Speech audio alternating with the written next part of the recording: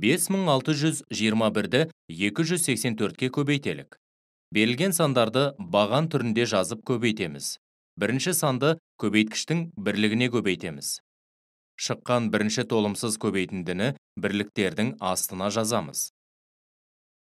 Содан соң, бірінші санды көбейткіштің ондығына көбейтіп, шыққан нәтиженің бірлігін ондықтардың астына жазамыз.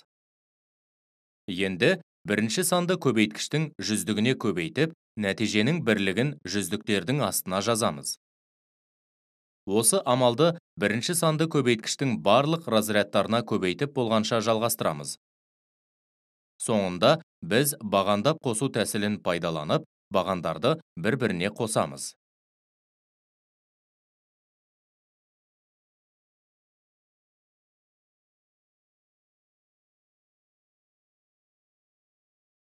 Нәтижесі 5621 көбейтілген 284 1.596.364-ке тең болады.